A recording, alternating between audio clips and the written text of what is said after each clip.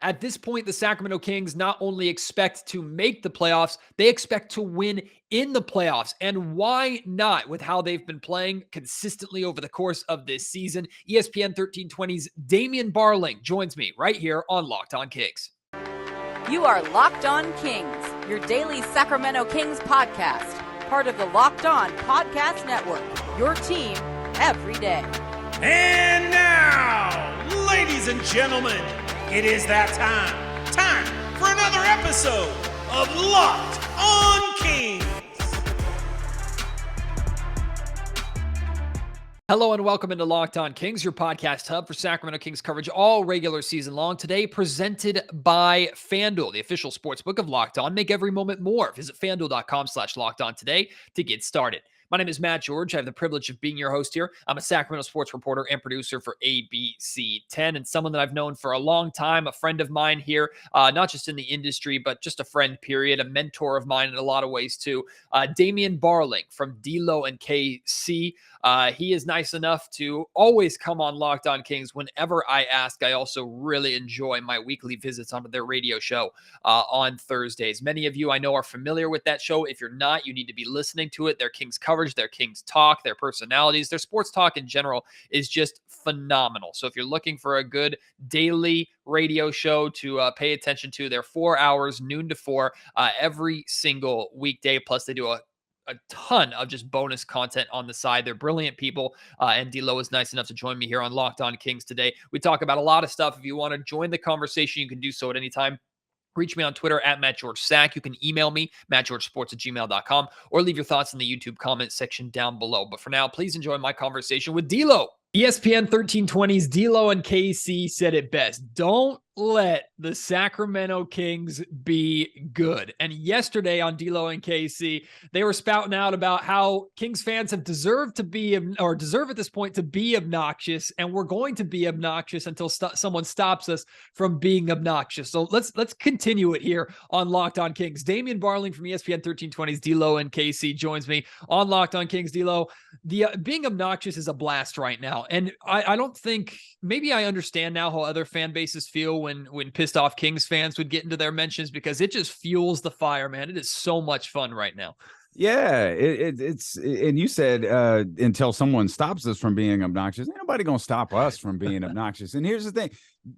No one's paying attention to the Sacramento Kings. No one takes the Sacramento Kings seriously. So going back to Friday night, watching, the pictures of De'Aaron with the chain, eliciting a reaction from like the Clippers fan base and the Warriors fan base. It was comical because I'm not going to say anything bad about the Warriors. I still very much believe in the Golden State Warriors.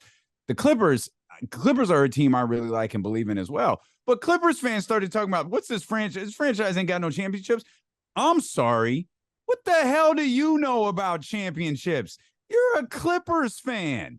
And it's nice to kind of, puff your chest out. But go ahead. Like we got tagged in a clip from ESPN this morning where Stephen A. talking about the Phoenix Suns. Who's the most dangerous offense? It's going to be the Phoenix Suns with Kevin Durant. What offense can compete with the Phoenix Suns with Kevin Durant? And they start naming like the Golden State Warriors, which they're second in points per game. They're like 16th in offensive rating. And they start naming teams like Denver, fair. Milwaukee, like, wait a minute, like, what are we talking about? And so it's like, you guys, the national media is hooked on their little teams that they watch, their little 6 to 7 teams that they watch, their little 8 to 10 players that they watch every year. It's all good. Watch them. And then when playoff time come around and you have to pretend like you know what you're talking about when the Sacramento Kings are lighting it up on a night-to-night basis, then we'll deal with that when we get there. Well, last night I did a rant in my car because I didn't want to wake up my wife and child.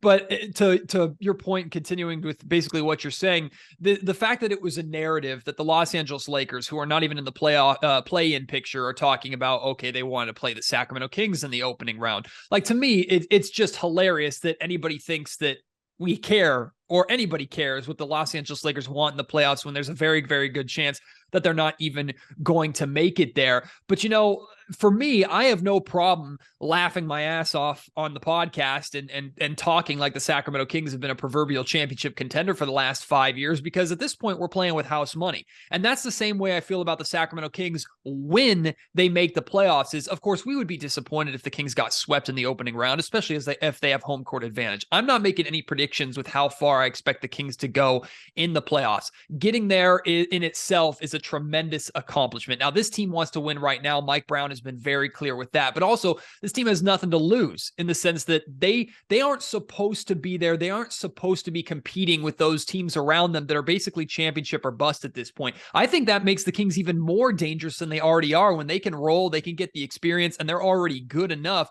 to make life very difficult for whichever team thinks they want the Kings in the opening round, but is in for a rude awakening. I agree with some of what you said and disagree with some of it. I do agree with the fact that the Sacramento Kings don't have pressure on them from a national perspective to go in there against the Denver. And you're right, Denver, Phoenix, and for a different reason, Golden State, those are championship or bust teams. Even on the other side, Philadelphia, Boston, Milwaukee, those are championship or bust teams. Memphis, I don't know that they're championship or bust, but they needed to get a lot further than the first or second round. They need to be at minimum in the conference finals to achieve what the perspective is of that team. But the notion of house money, I disagree with, because it's a fine conversation for fans to have, to say, oh, I'm just so happy to be here. It's a fine thing for us who have covered, bad basketball for so many years to just go, oh man, we are legitimately just happy to be here. Those guys in that locker room don't think like that. And there's no such thing. That team expects to win. And I think the only difference between a Phoenix Suns team or a Denver Nuggets team is the outside perception. Phoenix expects to win the championship. Their goal is to win the championship. Denver expects to win the championship. Their goal is to win a championship. I don't know what Sacramento expects, but I know the goal of those guys in that locker room and those men and women on that coaching staff is to win a championship. They're not playing with house money. They're not thinking, hey, we're taking steps. We're the proverbial schedule we often mention. We're ahead of schedule. There's no schedule for this team. Like Harrison Barnes is a free agent next year. Terrence Davis is a free agent next year. There are changes coming to this core group. Like, they've got something that works, that they've been able to capitalize on, that has gotten them 11 games over 500 for the first time in 16, 17, 18 years. Like, that's a team, and you hear it every time they talk. Heard it with Harrison Barnes last night, heard it with De'Aaron Fox, even following the Los Angeles game. Like, they are playing with a really high level of confidence. They're not concerned about who is or isn't paying attention to them. And I think the one thing that you said that I absolutely agree with, that I'll probably steal and put it on today's show, is the fact that all of these national media outlets are paying attention to other people takes a lot of pressure off a Sacramento Kings team, and particularly these players who haven't been in the playoffs together. I guess for me, expectations, I can really only list my expectation, which is in the playoffs, I expect this team to be competitive. Now, I think this Kings team has a great chance, especially if they end up with home court advantage, which if they keep rolling like the way they are, they're going to be able to lock down a spot like that before we know it.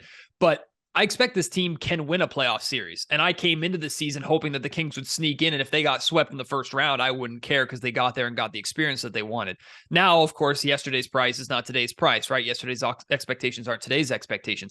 I expect this Kings team on the playoff level that includes the increased physicality, that includes the increased defensive presence that everybody says it's going to happen. But when you look at the rest of the Western Conference and these teams that they're going to be facing, very few of them have top defenses. And even then, a top defense against the best offensive rating in NBA history that the Sacramento Kings have right now, what does that even look like? So my expectations for this Kings team is that they're going to be competitive against anybody. They get Denver in the opening round, which would require them to slide, which isn't going to happen. But even if they got the best team in the West, the Denver Nuggets, in the opening round, my expectations is that every single game, whether they win the series or lose the series, it would be competitive. And they've shown that during the regular season with the fact that they've beaten Denver before. They've beaten Memphis a couple of times. times. They've beaten almost every team in the Western Conference at some point. Hell, they haven't lost in Crypto.com Arena, aka now Golden One Center South. Like, this team has proven that they can compete with everybody, and I expect that to continue into the playoffs. For me, the house money part is, if they lose, maybe I'll be disappointed, but there's nothing that says that it's a failure, unlike a lot of other teams in the West who are going to be lower seeds than Sacramento, in my opinion. Yeah, and when you talk about some of the really good teams and defensively, like, the Kings, they're going to go against that tough defense. Those teams are mostly out east. And there are certainly some in the West, and I'm glad you mentioned Crypto.com, because who's a really good defense first, win with 104, 105, 106, 107 points per game. You know what team that is? It's the Clippers. Now, we all get hung up, and rightfully so, on the 176-175 final score from Friday night. There was 153 points scored in regulation in that game, and the score at the end of the first quarter was 40-40. They roped an experienced, defensive-minded team into playing their way. And when they got up, they being the Clippers, when they got up in the fourth quarter, they had played 40 some odd minutes like the Sacramento Kings, and they kept trying to play that way. Instead of slowing the game down and playing their style, the Kings roped them in to playing like they play, and it bit them in the ass, because that's how the Kings were able to come back in regulation. If you're going to try to score with the Kings, and Kenny has said this a lot throughout the year, if you're going to try to score with the Kings, you're going to lose. You're going to have to force the Kings to play the way that you want. You're going to have to slow the game down. You're going to have to get defensive stops. And most importantly, you're going to have to force them to get half-court defensive stops. A lot of those stops they got against Los Angeles, those were in transition. Those were them. Paul George trying to push the ball up the floor. De'Aaron saying, I got this, moving at such a pace, he leaves his shoe behind and gets the lay-in right there. Like, if the Kings keep that's got to be the film. That's got to be the tape. Guys, we can't play like they play. We can't do what they do. We have to slow the game down. And good teams, good defensive teams, have failed at that this season. Let me pause from the Kings talk really quick, because I'm curious your opinion on this. I've felt all season long that the champion is coming out of the East this year. Do you have those same vibes? I think whoever comes out of the East is winning the NBA Finals. Yeah, that's just me. I do. I don't. I guess I'm a hater. I just don't buy Denver. I don't either. The team I like, the two teams that I like the most in the West are they're not popular picks, especially right now. The Los Angeles Clippers. And I did believe in the Los Angeles Clippers before the acquisition of Russell Westbrook. Like, and I agree with it afterwards. Like, I think that team is, they lost. I think they lost to Denver in overtime. I know they lost a close game to Denver. I can't remember if it was in overtime. It was OT. It was the next game. So it was the next game after the Sacramento one. So they're 0-3 with Russell Westbrook. Two of them have been overtime games. The one last night, they turned the ball over like 25 times. They've got to get that. Like, I think that team is going to be fine. I'm going to have to see the Warriors eliminated before I don't think the Warriors can get the job done. But from there, like, the teams that I'm really, I think Joe Mazzulla's done an incredible job with Boston. That team is primed to get back to the NBA Finals. Any team that has Giannis Antetokounmpo and Jrue Holiday and Chris Middleton, that group on it. Like, my favorites are Boston and Milwaukee. Like I said at the top of the show, today's episode of Locked On Kings is brought to you by FanDuel. We are past the midway point of the NBA season, and now is the perfect time for you to download FanDuel, America's #1 sportsbook, because new customers get a no-sweat first bet up to $1,000. What that means is you make a bet, whatever it is. If you lose, you can get bonus bets back if your first bet does not win. Just download the FanDuel Sportsbook app. It's safe, secure, and super easy to use. At the very least, you can make one bet, give it a try. You either make money or you lose, and get more bonus bets for you to recoup that money on FanDuel. Then you can bet on anything from the money line to point scores to threes drained. They have so much, not just for basketball too, of course, for football, college athletics. They have everything you could want at FanDuel. Plus, FanDuel even lets you combine your bets for a chance at a bigger payout with a same game parlay. Don't miss the chance to get your no sweat first bet up to $1,000 in bonus bets when you go to FanDuel.com/locked on. That's FanDuel.com/locked on to learn more. Make every moment more with FanDuel, an official sports betting partner of the NBA. The Kings are 4-0 since the All-Star break. Since the race has started, they have not lost. I think the only other team to not lose since the All-Star break is the Milwaukee Bucks. They're 3-0 on this road. Milwaukee Bucks, I don't think have lost since Christmas. They might never lose again. But we're seeing the Kings win in different ways, and that's been pretty consistent over the course of the season. De'Aaron Fox has been on an absolute tear, and no, him missing the game doesn't snap his streak of 30-plus point games. He's had 7 straight, 9 of the last 10 that he's played, he scored over 30-plus. So you have a superstar leading you on one hand, and then you have a win like last night. And I don't care who the opponent was. I don't care how shorthanded that opponent was. The Sacramento Kings handled business as a team last night, where they got all 5 starters scoring in double figures, including Davion Mitchell. You got 29 points out of Harrison Barnes.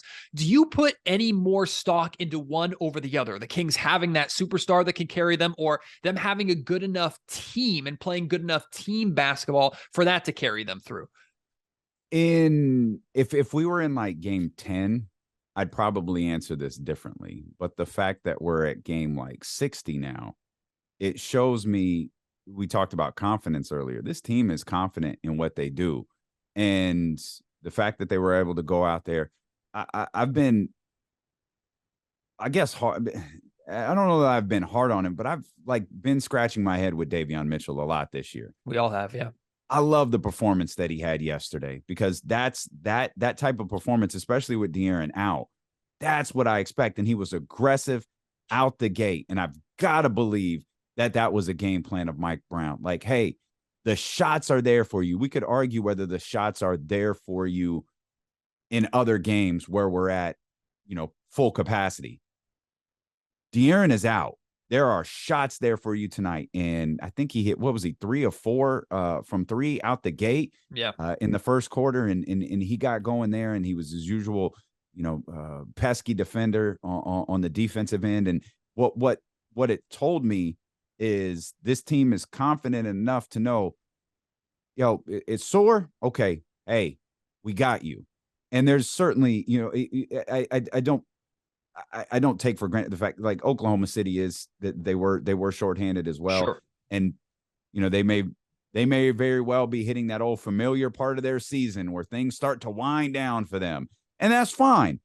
But the job of the Sacramento Kings is to go out there and beat them. Yep. And they were able to do that without De'Aaron. So what I put into it, not so much that they were playing without the superstar, not so much that they were winning without him, just the collective that they're confident when they step on the floor together, that the system is fluid enough now at this point in the season that they can go out there and win basketball games. Yeah, my observation with Davion Mitchell last night was, I think this was the first time that he filled in for De'Aaron as a starter and didn't try and be De'Aaron or fill De'Aaron's shoes. He played his game. And Davion's game kind of this year, he's more molded into an outside shooter scoring threat than anything else. And Mark Jones has been very consistent with how good he is when he actually knocks down his first shot, which he did last night. I think he scored the first bucket of the game, or the first 3 points of the game was like a wing 3 that he hit, or very early on, he hit his first bucket. In the past, we've seen Davion, I think, try and do a little too much. And okay, I'm filling in for the team's leading scorer. I'm filling in for the superstar. I got to make up for some of that. I think he trusted in himself and trusted in his teammates. The big night Harrison Barnes had. Kevin Huerter had a big 20.9 assist game. So everybody stepped up, and at a little bit of a time, everybody filled in for those stats that they were missing with De'Aaron being out. That was really encouraging to me, because that suggests that's a veteran who knows what his job is. And James Ham has been really consistent with that on your guys' show. It didn't look like Davion knew what his role was or how to be effective. Last night was the first night where he knows, okay, defensively, I'm good. I don't have to think defensively. I'll just be myself. Offensively, though, if I just play in the flow and trust my teammates and trust my game, I can be effective. And last night was a perfect example of that. Yeah, I couldn't agree more. And I think you make a great point right there, and I'll piggyback off it in a little bit more roundabout way. As you talked about Harrison, I think there were all five starters scored in double digits yesterday. Yep. And I think we had 3 20-point scores with Domas, Yes. HB, and Kevin Keegan. Oh, Kevin Huerter. That's right. Kevin Huerter got back to hitting the ball. So no one felt the need to step up and score 33, right. 34, 35.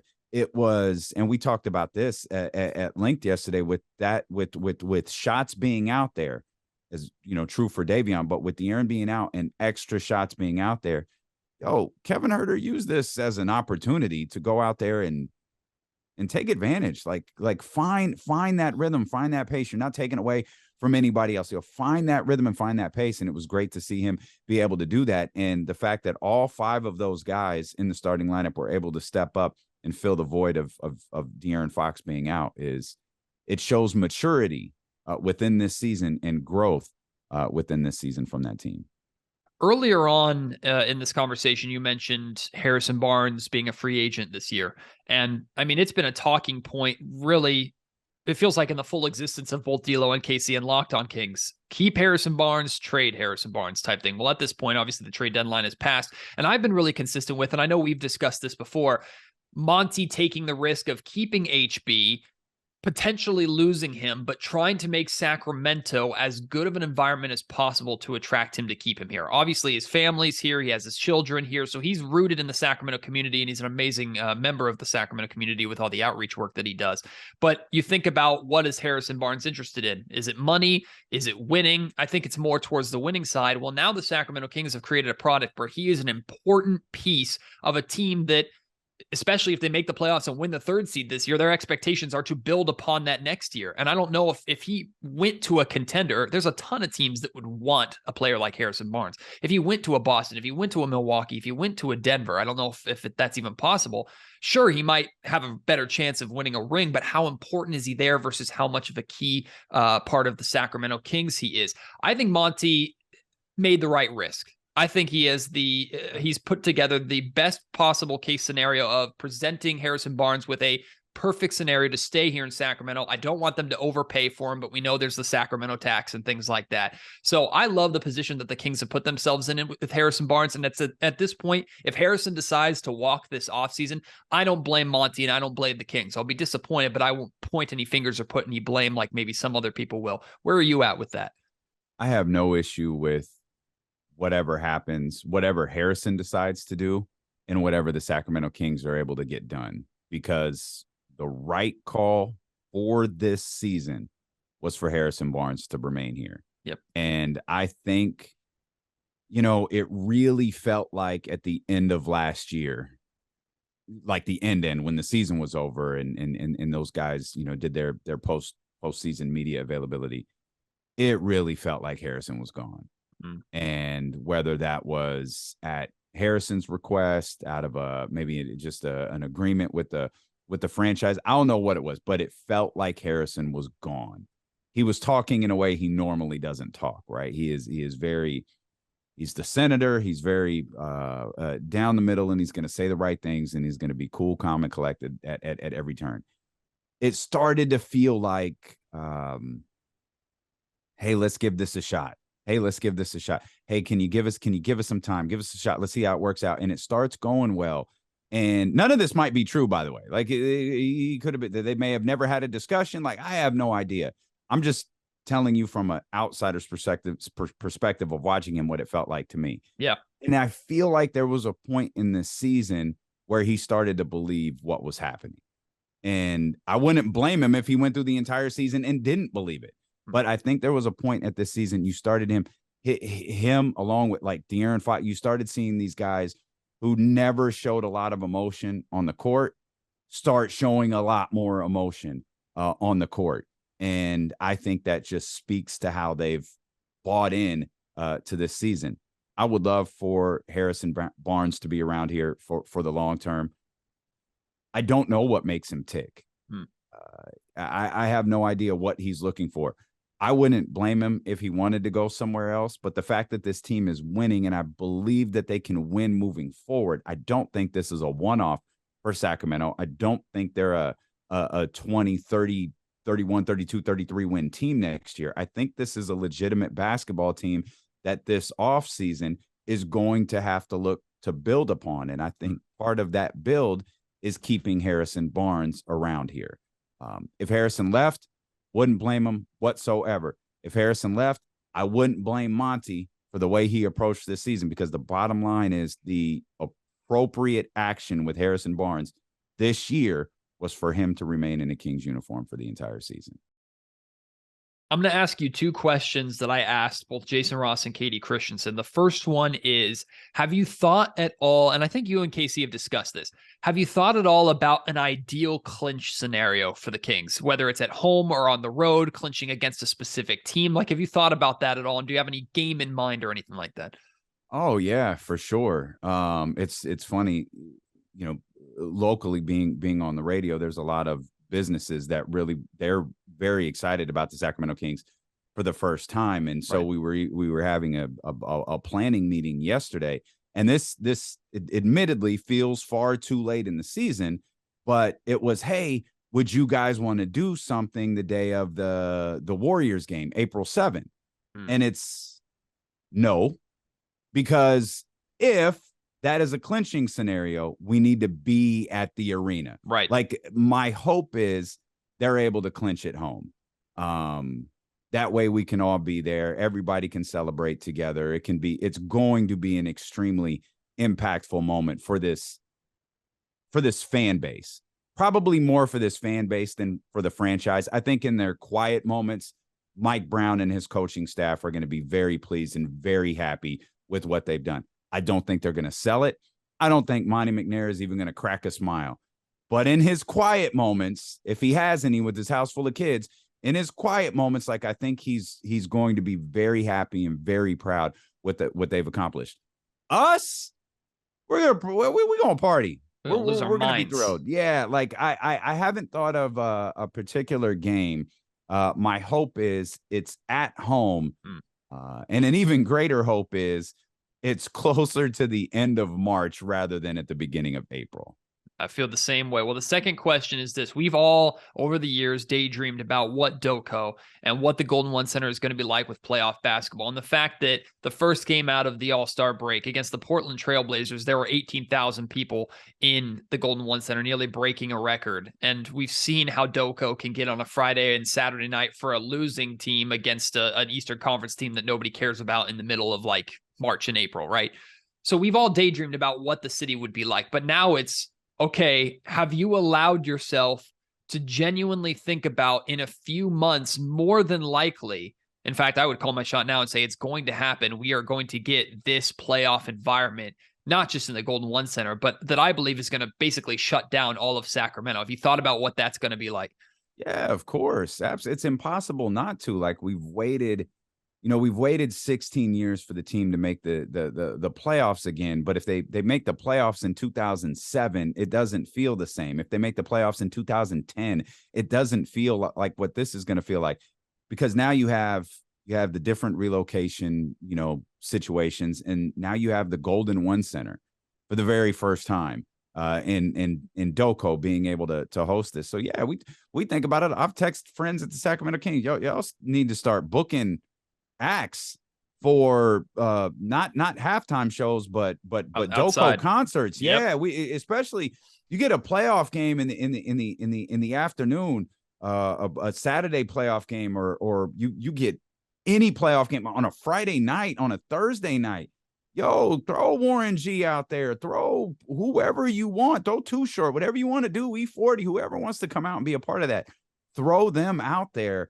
And man, that place will be absolutely just, I honest to God, don't think anyone will go home. Nope. You'll have 18,000 people leave the arena and just form with all of the people who couldn't get into the game. And you could comfortably have, 20,000 people standing outside looking at a purple light shining in the sky. Well, hell, it's not even going to be just going home. It's going to be, if it's a 7:00 tip, they're going to be people out there at 9 a.m. Just the entire day, the entire city is going to be packed with people like that. So a pregame concert, I have this romanticized idea of it being warm enough where the aircraft doors are open in the arena so you can hear the roar inside and outside at the same time.